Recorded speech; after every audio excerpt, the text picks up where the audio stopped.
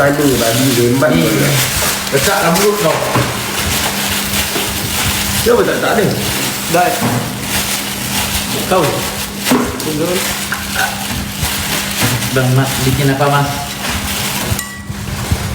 Kau gaul pakai menatang apa itu? Itu pembuka penutup gapang. Yang kau gaul. Jangan buat ni. Jangan buat macam cancaman. Sat pakai ni guys. Kau buat ni. Goreng ayam lah. Tanya lah.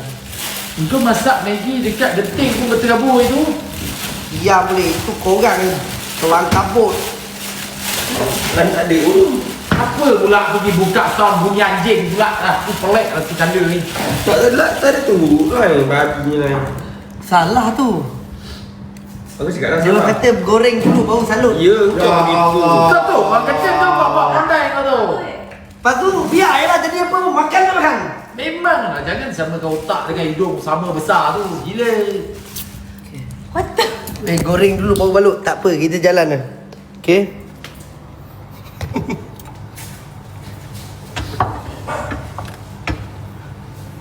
Okay, kau letak dagu kau. Tengok, panas tak? Ancaman. Jangan. Kau letak makan apa ni? Ha? Minyak gila ni. Tak kau kena minum ah. Minyak? Aku minum apa minyak ah? Air pun. Ni minyak ni.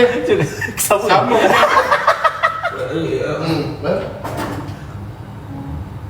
Kita nak goreng nak.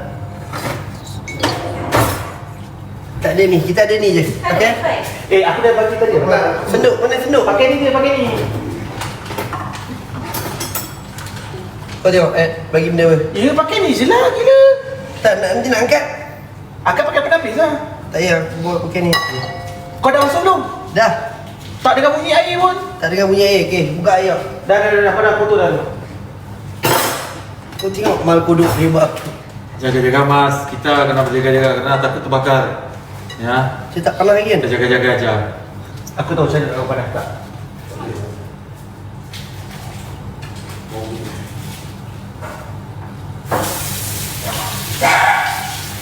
Tak dah. Aku benda tu nak pegang-pegang je dah. Masalah ni. Belum mendidih.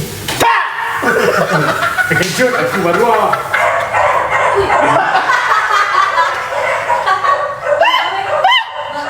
Kacau ni. Nyanjing pula ni. Oh, renjis. Weh, renjis. Okay dah ni, pelan-pelan. Yang kena ni dah buka bunyi anjing pula. Kaput lagi masuk air.